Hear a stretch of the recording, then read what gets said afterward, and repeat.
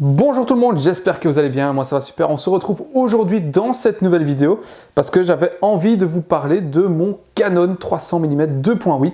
Vous avez été nombreux à me demander une vidéo sur cet objectif et de vous donner un peu mon avis sur lui et ça va être chose faite. Allez, c'est parti.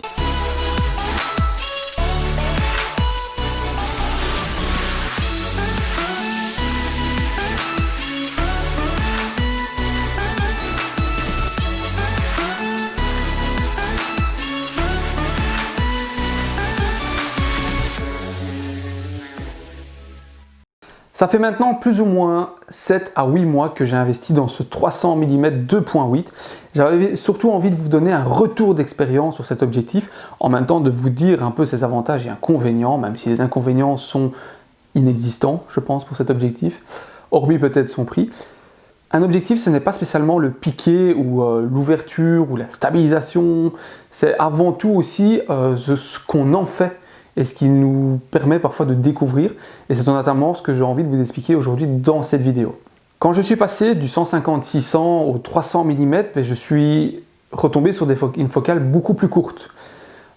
Tout simplement, c'était un choix de le faire, parce que j'aurais pu très bien dire j'économise encore un peu, je passe sur un 400-2.8 ou un 600 mm f4 qui était équivaut à mon 150-600. Mais non, je voulais aussi avant tout un objectif qui était compact, performant, solide, et qui me permettrait aussi de découvrir peut-être autre chose. Comme vous le savez, j'ai un 70-200 2.8 qui est un objectif qui est magnifique, qui a un piqué exceptionnel, mais surtout qui a un rendu très crémeux. Grâce à sa grande ouverture, on a vraiment un flou d'arrière-plan qui est beau, propre, lisse et qui donne toujours des couleurs un peu pastel à l'image, sans être trop saturé, trop contrasté. Et c'est ce que je voulais vraiment avec mon nouvel objectif, et notamment le 300 mm 2.8 le fait. Le 400 aussi le fait, mais la focale, le poids me posait parfois un peu problème, parce que j'aime bien aussi faire de la big boat comme de l'affût, il me fallait vraiment un mix entre les deux. Donc mon retour d'expérience sur cet objectif, c'est surtout ce qui m'a appris et ce qui m'a montré aussi. Pourquoi ? Parce que le 300 mm 2.8 est un objectif qui est souvent oublié par les photographes animaliers ou ceux qui veulent investir. On pense souvent au 400 mm ou au 600 f4. Mais le 300 mm 2.8 est une focale spécialement aussi pour l'animalier et pour le sport. Notamment par sa réactivité, par sa grande ouverture et par sa focale. 300 mm, on pourrait dire que c'est court, oui, pour faire de tout ce qui est des photos d'oiseaux. Mais il faut aussi se dire qu'on peut très bien travailler sur des photos plus d'ambiance. Et c'est là où le 300 mm va vraiment se distinguer, c'est qu'il va vous permettre de créer des photos type d'ambiance et d'avoir une perception complètement différente de la photo. Notamment, moi j'avais l'habitude de travailler à 600 mm tout le temps, de faire du portrait animalier. Et le 300 m'a donné plus l'envie de mettre les animaux dans leur environnement. Je prends un exemple parfait, cette photo de rouge-gorge que j'ai faite récemment. Ce rouge-gorge est posé vraiment sur un tronc et on va retrouver tous les éléments dans le flou de l'image, comme les branchages, le restant du tronc. Et lui, j'ai pu volontairement le mettre vraiment en bas à gauche de l'image pour un peu le chercher dans la photo, mais on est directement attiré quand même par lui et tout en gardant une certaine qualité. Ce que j'aurais pas pu faire avec un 600 parce que j'aurais eu un crop beaucoup plus important dans l'image et j'aurais pu centrer le sujet, j'aurais eu moins d'éléments sur le contour de l'image. Je fais pareil avec le chevreuil, je fais pareil avec des oiseaux en vol, je fais pareil avec d'autres types d'images. Ça change complètement la perspective et la vision qu'on a de la photo animalière. Le piqué de cet objectif, il fait partie des meilleurs dans sa catégorie. Donc on a la série L des gros blancs que l'on connaît, on a le 400 mm 2.8, on a le 300 2.8, le 600 f4, le 500 f4. Enfin, on a un panel d'objectifs de longue focale. Mais dans la catégorie des gros blancs, c'est lui qui a le meilleur rendu, qui a le meilleur piqué. Certains me diront, mais oui, mais le 400 mm 2.8, il est excellent aussi, le 600 f4, il est excellent, voire même meilleur. Oui, ils sont excellents, ils sont même limite au même niveau tous. Mais le travail qui a été fait sur le 300 mm 2.8 est encore meilleur en termes de rendu. C'est un appareil un objectif qui va encaisser facilement les 45 et 50 millions de pixels qu'un 5 DSR ou un R5 va tirer comme résolution. On va pouvoir tirer le maximum de ces capteurs grâce au 300 2.8. Ce qui est un avantage et en plus pour lui parce que ça va permettre parfois de cropper un peu dans l'image sans perdre de qualité et toujours avec ce détail vraiment hallucinant.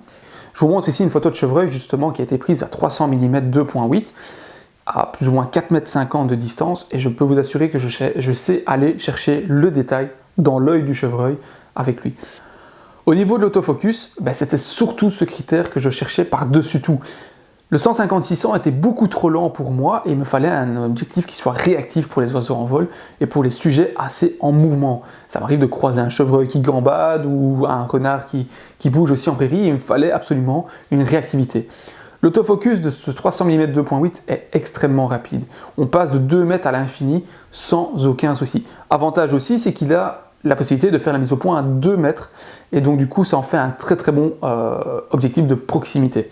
On peut lui mettre un doubleur dessus, donc x2 ou 1.4, on n'aura aucune perte de vitesse au niveau de l'autofocus. Pour bien qu'on ait un boîtier qui supporte la mise au point à 5.6 voire f8 comme mon 5D4. Mais la plupart des boîtiers professionnels vont le faire. Un 5D3 va le faire sans souci.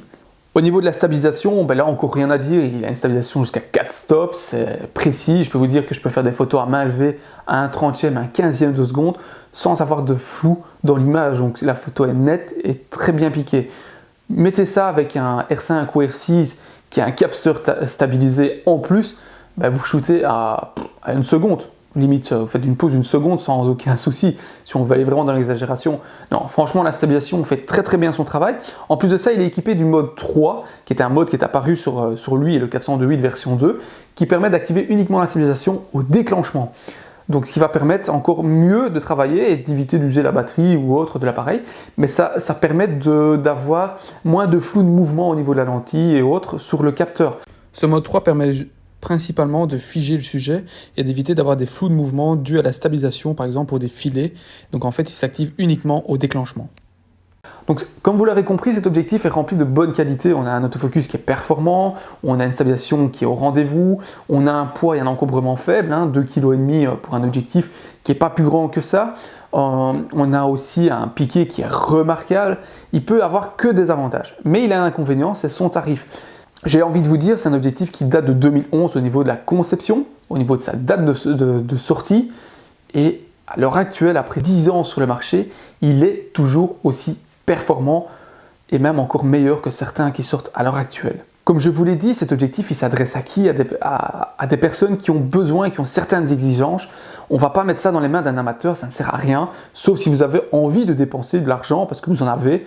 Mais avant tout, c'est un objectif qui va vous donner pas mal de fil à retordre au début pour le maîtriser, parce qu'il n'est pas simple, l'ouverture de 2.8 à 300 mm, mais quand vous êtes fort proche de votre sujet, la distance de mise au point est très faible, mais voilà, ça permet vraiment de faire des photos remarquables, d'avoir des flous vraiment magnifiques, un piqué, une résolution qui est au rendez-vous. Et moi, cet objectif, je l'adore. Si je devais faire encore un choix à l'heure actuelle, je ne le vendrais pas, sauf pour un 402.8, version 3 qui a le même poids, on va dire entre guillemets, mais même, j'aurais même pas envie de le vendre, j'aurais plutôt envie de le garder, de le compléter par un 500 f4 ou un 600 f4. Parce que pour moi, c'est une focale qui est bien à part des autres et qui a juste le mérite d'être complétée par une focale beaucoup plus longue pour éviter d'utiliser justement ce doubleur x2, parce que ça n'a pas d'intérêt d'acheter ce genre d'objectif pour mettre un x2 tout le temps en permanence derrière. On peut très bien lui laisser un multiplicateur 1.4 parce qu'il va 100% sans problème le supporter, ça en fera un 400 mm f4 avec le même rendu qu'un 302.8, et c'est là l'avantage de cet objectif, c'est qu'il va vraiment être polyvalent aussi. Et honnêtement, si vous avez le budget, foncez vers lui, n'hésitez même pas parce que c'est un objectif qui a le mérite d'être utilisé en photo animalière. En tout cas, j'espère que cette vidéo vous aura plu, qu'elle vous aura quand même permis d'avoir un peu un avis complet sur cet objectif, parce que c'est vrai qu'il n'y a pas beaucoup de vidéos sur YouTube de photographes animaliers qui parlent de cet objectif. Et moi j'avais envie de vous donner plus un avis sur cet objectif et sur ce qu'il a vraiment dans le ventre et surtout ce qu'il va vous apporter comme cachet supplémentaire à vos images, parce que c'est pas qu'il y a une histoire de piqué, d'autofocus ou autre, c'est surtout ce que l'objectif peut vous donner comme image par rapport à un autre, et le 300 mm est vraiment fait pour ça. J'espère que cette vidéo vous aura plu, on se retrouve très prochainement dans une autre vidéo. Allez, je vous dis à la prochaine, ciao!